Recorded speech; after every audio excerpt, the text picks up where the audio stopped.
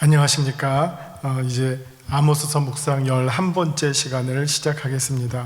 오늘의 본문은 아모스서 5장 1절에서부터 3절까지 좀 짧죠? 그래서 아모스서 5장 1절에서 3절까지 한번 먼저 봉독하고요. 오늘의 제목은 슬픈 노래, 혹은 다시 말하면 애가가 되겠습니다.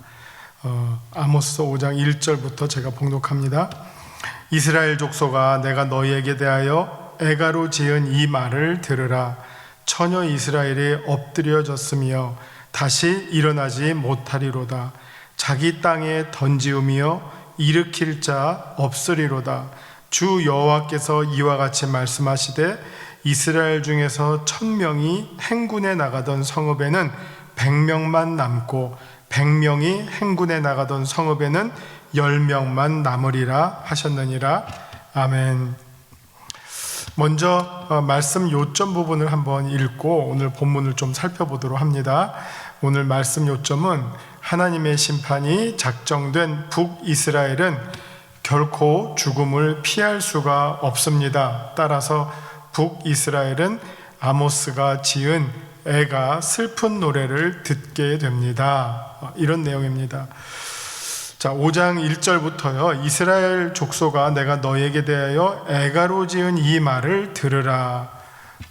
여러분, 이 애가라고 하는 말은 그냥 슬픈 노래지만 실질적으로 이 슬픈 노래가 울려 퍼지는 상황은 조가와 마찬가지입니다. 조가, 죽음을 노래하는, 죽음을 슬퍼하는 노래, 죽음을 애도하는 노래를 우리가 애가라고 하죠.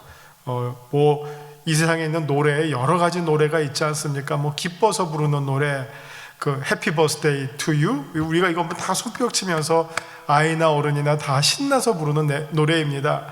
생명을 축하하는 노래잖아요. 태어남을 축하하는 노래. 이거는 생명과 관련되니까 아주 활기차고 신나죠. 모든 사람들이 기쁘게 부를 수 있는 노래입니다. 그러나 애가 같은 경우, 여러분 장송곡 같은 거 있지 않습니까? 아주 무겁고 멜로디도 단조고 곡도 리듬도 빠르지도 않고, 그냥 보통 사람도 그 멜로디를 들으면 그냥 슬픔이 찾아오고 마음이 무거워지고 눈물이 나고, 이런 게 애가잖아요. 지금 하나님께서 이스라엘을 위해서 애가를 지으셨는데 그 애가를 너희들이 한번 들어봐라 하는 노래입니다. 얼마나 사실은 황당한 상황이고, 또 얼마나 정말 슬프면서도 두려운 상황입니까? 사실 이스라엘은 지금 멀쩡하게 살아 있습니다. 살아 있음에도 불구하고 사는 사람이 망자를 향해서 부르는 노래를 듣게 된다고 하는 것은, 우리가 흔히 살면서 제일 아마 어려운 시간이 시한부 선고를 받는 순간이 아닐까 생각이 돼요. 당신 3개월밖에 못 삽니다. 이 말은 얼마나 정말 큰 무게로, 중압감으로 그 듣는 사람에게 다가옵니까? 그런데 지금 여기에 하나님께서 북이스라엘을 향해서, 내가 너희를 향해서 조가를 지었다, 슬픈 노래를 지었다. 너희는 이미 죽은 것과 다름이 없다. 너희는 살아있으나 죽은 것과 다름없다. 그런 의미의 노래가 지금 애가라고 말씀드릴 수 있겠습니다. 2절을 보시면, 들으라 했습니다. 2절을 보시면 처녀 이스라엘이 엎드려졌으며, 더 황당하죠. 애가를 듣는 그 대상 북이스라엘을 누구로 비유를 하냐면요, 아주 연로한, 정말 이 세상에서 수를 다한 사람을 빗대어서 말하면 이 애가가 어떻게 보면 자연스럽게 들릴 수 있어요. 그러나 정말 우리가 흔히 죽을 수 없는, 혹은 죽어서는 안 되는, 이 세상에 죽어도 되는 사람은 없지만 죽어서든 안 되는 너무너무나 건강하고 팔팔한 사람, 그런 처녀를 향해서 조가가 울려 퍼진다고 하는 이 어떻게 보면 황당한 상황, 이 어떻게 보면 이 놀랄만한 상황, 상황을 처녀 이스라엘이 엎드려졌다. 그 다음에 지금 근데 엎드려졌는데 다시 일어나지 못하리로다. 그리고 자기 땅에 던지우며 일으킬 자 없으리로다. 정말 이스라엘이 지금 당면하게 될 상황을 아주 똑같은 거에 어떻게 보면 동어 반복의 형식을 통해서 설명해 주고 있죠. 처녀 이스라엘이 엎드려졌으며, 사실은 누가 주로 넘어집니까? 사실은 나이 많아져서 정말 온몸의 기력이 쇠해지고 또 다리의 힘도 빠지고 이게 균형 감각도 정말 점점 무뎌져서 노인들이 자주 하시는 말씀이 어지럽다, 넘어졌다 하는 거죠. 어린아이들은 아직 미숙해서 잘 넘어지지만 이제 청장년이 되면 잘 안 넘어지죠. 그러나 이제 노년이 되면 다시 몸이 기력이 약해지니까 어쩔 수 없이 자주 넘어지고요. 이 넘어지는 것이 어떻게 보면 노인들의 삶에는 참 다반사가 됩니다. 저도 어머니를 모시고 사는데요, 가끔 넘어지셨다 이 얘기를 자주 하세요. 그래서 참 노인이 되면 정말 이렇게 이게 몸이 쇠해지니까 자주 넘어지게 되는구나 하는 생각을 하게 됩니다. 그런데 이번에는 지금 처녀 이스라엘이 넘어졌어요. 사실 넘어지기 어려운, 어떻게 보면 혈기왕성한 젊은 여인이 넘어졌다 그래요. 그런데 다시 일어나지 못한다 하고 합니다. 그냥 우리가 움직이다가 살짝 넘어지면 이런 생각은 안 하시겠지만 좀 크게 넘어지는 순간이 있어요. 뭐 거의 사고와 같이 넘어지는 순간이 있어요. 그러면 딱 넘어진 다음에 우리는 본능적으로 한번 자기 몸을 스스로 체크해요. 지금 이 넘어진 게 얼마나 심각한가? 그래서 한번 그냥 우리가 스스로 어떻게 보면 그걸 뭐라고 말해야 될까요? 자기 머릿속으로 CT를 찍든지 MRI를 쫙 찍어가요. 지금 내 몸이 어떤가? 그러면 넘어진 부분이 아주 극심하게 아프면 부러진 거죠. 부러지거나 아니면 뭐 근육이 파열되거나 아주 심각하죠. 그렇지 않고 넘어졌는데 조금 있어 보니까 좀 뭐 정신이 들고 그냥 일어나는데 큰 어려움이 없어요. 그러면 큰 부상이 아니죠. 그럼 뭐 어떻게 보면 뭐 2, 3일 며칠만 타박상만 해결되면 뭐 이거는 금방 나을 거죠. 그러나 딱 생각해 봤는데 부러지거나 심각하게 부상당하면 어떻게 됩니까? 일어나지 못하는 상황이 되죠. 일어나지 못하는 상황. 정말 뭐 골절이 됐어요. 그러면 그 순간적인 아픔이 이거 내가 못 일어나겠구나. 그래서 웬만한 스스로 우리가 알게 됩니다. 지금 이 처녀가 엎드려졌어요. 그런데 다시는 일어나지 못한다. 얼마나 정말 두려운 상황입니까? 똑같은 말입니다. 자기 땅에 던지어졌어요. 처음에는 스스로 일어날 수가 없어요. 내가 엎어졌어요. 그러나 내가 내 발로 스스로 일어날 수가 없다는 상황인데, 두 번째는 던져졌어요. 이거는 어떻게 보면 이제 수동태죠. 내가 휙 던져졌어요. 내가 던져졌더라도 내가 일어나든지 아니면 내가 못 일어날 경우에 누군가가 나를 일으켜주면 내가 그걸 의지해서 일어날 수 있을 텐데, 그 일으켜줄 나는 물론 나는 일어날 수 없지만 나를 일으켜줄 도와줄 사람조차 없다 하는 겁니다. 완전히 절망적인 순간이죠. 완전히 정말 뭐 영어로 말하면 helpless죠. helplessness, 어떤 도움을 받을 수 있는 정말 무기력한 그런 상황이 되어버렸다. 하나님의 심판이 임할 때 너희가 넘어졌지만, 반대로 어떻게 됩니까? 의인은 7번 넘어지더라도 8번째 벌떡벌떡 일어나는 게 의인이에요. 그러나 이 하나님의 심판 앞에는 넘어지게 되면 일으킬 수 없는 그런 상황을 여기에 얘기하고 있습니다.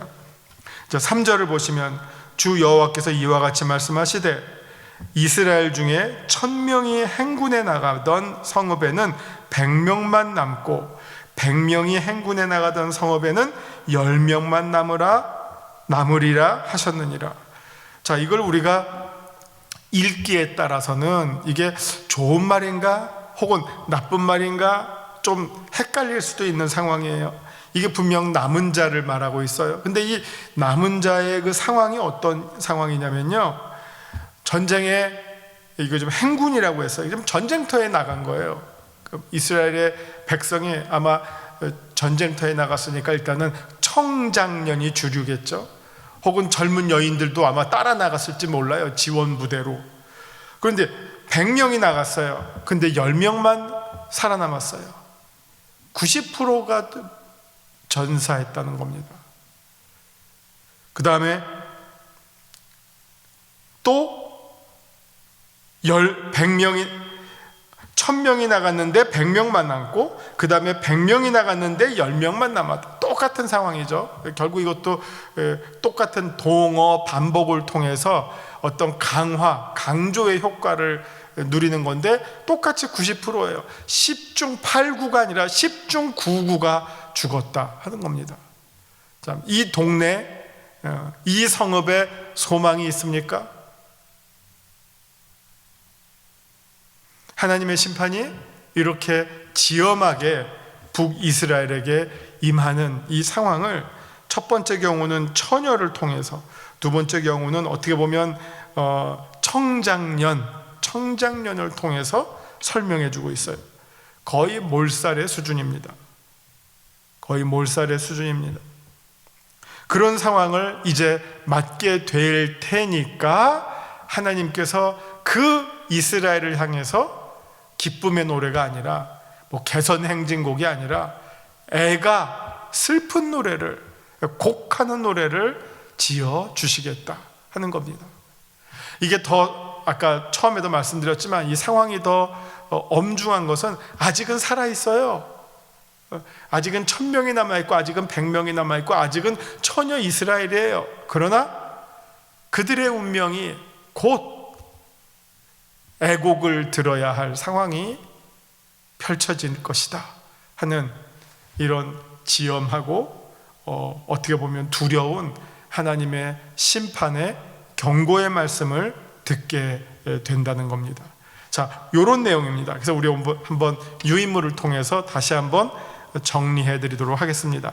자, 말씀 산책 부분을 보시면요, 돌아오길 기대하고 하나님이 여러 가지 방편으로 북이스라엘에 개입하셨지만 북이스라엘은 돌아오지 않는 모습으로 일관했습니다. 자, 이제 그 결과는 하나님의 심판에 의한 파멸, 곧 죽음입니다. 따라서 아모스가 북이스라엘을 두고 애가를 짓는 것은, 어떻게 보면 장송곡을 짓는 것은 자연스럽습니다. 애가는 죽음을 슬퍼하고 망자를 추억하는 노래입니다. 하지만 아모스의 애가는 망자에 대한 슬픔과 추억이 아니라 처참한 죽음의 상태를 노래합니다. 아모스의 애가는 망자를 추억하는 것이 아니라 죽음을 선언하는 것과 같습니다. 북이스라엘의 멸망이 확정되었다라고 하는 의미입니다. 애가는 북이스라엘 백성으로 하여금 앞으로 그들이 처하게 될 상황을 보게 해줍니다. 두 가지 사실이 북이스라엘이 맞이하게 될 멸망의 슬픔을 더욱 강조해 줍니다. 첫째는 북이스라엘을 처녀로 비유하고 있습니다. 이것은 북이스라엘을 의인화한 것으로 북이스라엘이 아직 죽음을 맞이할 상태가 아닌 건강하고 생산력이 있는 상태라는 것을 비유적으로 나타냅니다. 그러나 죽음을 맞이할 수밖에 없기 때문에 슬픔이 더욱 가중됩니다. 둘째로, 이 처녀 이스라엘이 하나님이 허락하신 약속의 땅에 넘어졌지만 어느 누구도 그를 일으켜 세워줄 사람이 없다는 것입니다. 하나님도 더 이상 북이스라엘을 일으켜주지 않으실 것이라는 사실이 북이스라엘 백성을 더 슬프게 합니다.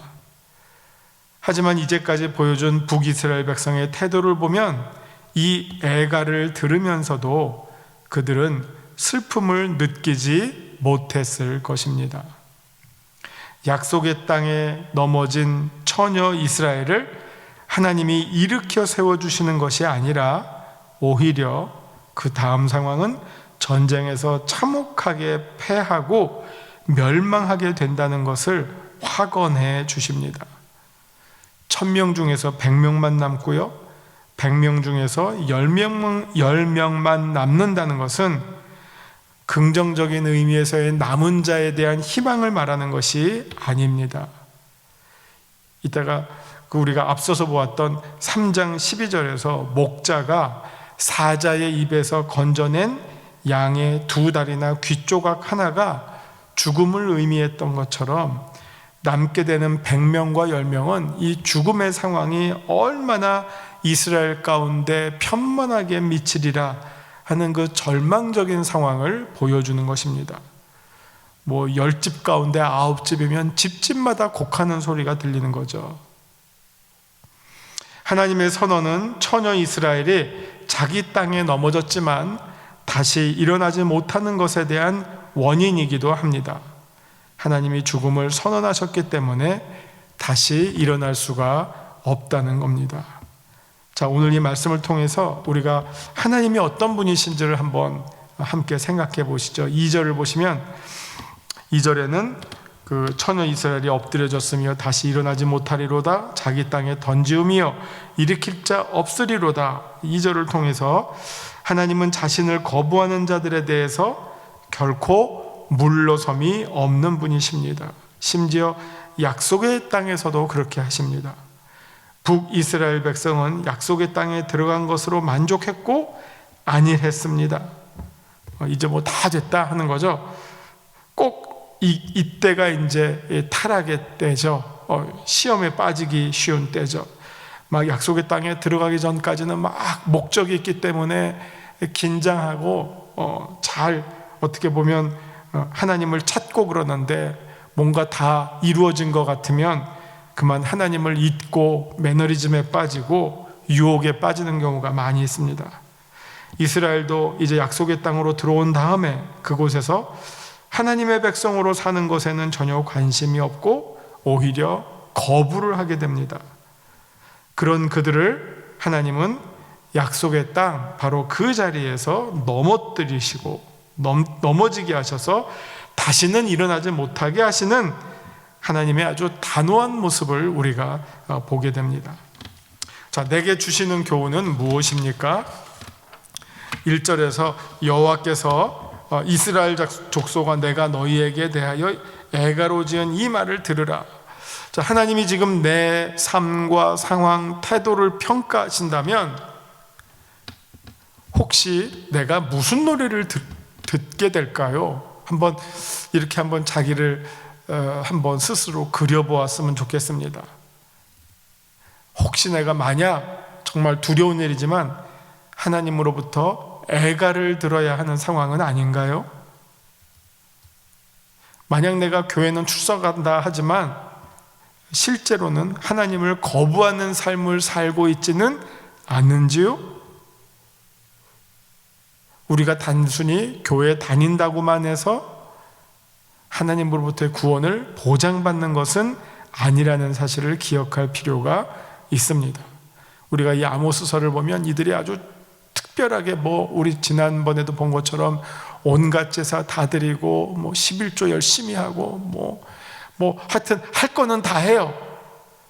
그러나 그 모든 일들이 자기의 만족을 위해서 하는 일이지 하나님의 만족을 위해서 하는 일이 아니었다는 것을 문제가 된다는 것이었죠. 우리가 오늘 이 본문에서도 우리가 듣게 될 노래는 무엇입니까? 애가입니까? 아니면 우리가 정말 꼭 기억해야 할 아주 아름다운 노래가 있죠? 하나님께서 우리를 향해서 기뻐 불러주시는 노래, 스바냐서 3장 17절, 스바냐서 3장 17절,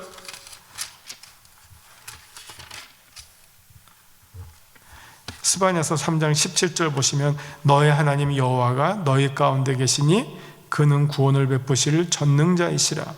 그가 너로 말미암아 기쁨을 이기지 못하시며, 너무 기뻐하신다는 거예요.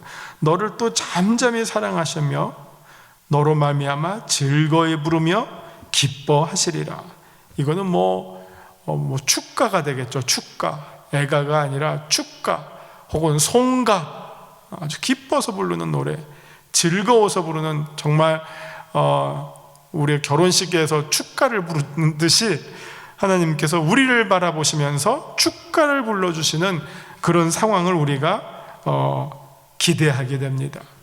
어떤 사람을 향해서는 하나님께서 애가를 부르시고 슬프다 슬프도다 너는 산자 같으나 실상은 죽었도다, 그런 조가가 울려 퍼질 사람이 있는가 반면, 그러나 반면에 하나님께서 바라보시고 너무너무 기쁘셔서 하나님께서 그 기쁨을 주체하지 못하신다는 거예요. 그러면서도 또 하나님께서 지극히 극히 우리를 향해서 사랑을 해주시고 또 우리의 생명책에 이름을 적어주시고 그 이름을 부르시면서 기뻐하신다. 이거는 정말 최고의 축가죠.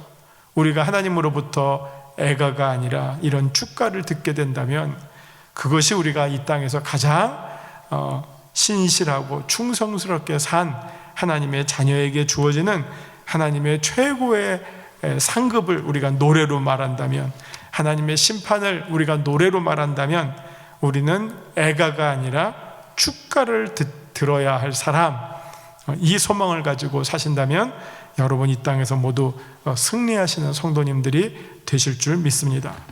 바라기는 우리 영색교회 성도님들 한 분 한 분 모두 이제 장차 하나님의 심판대 앞에서 축하합니다, 이거 아시죠? Congratulation, 축하합니다. 이 축가가 울려 퍼지는 하나님의 칭찬받고 하나님의 기쁨의 대상이 되시는 그런 성도님들 모두 되시기를 주님의 이름으로 간절히 축원합니다. 기도하시겠습니다.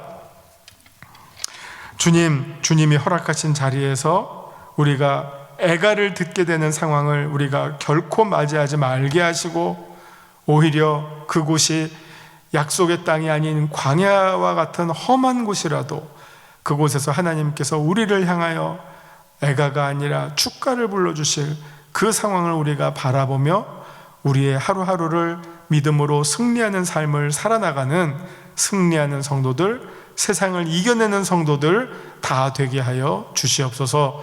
예수님의 이름으로 기도합니다. 아멘.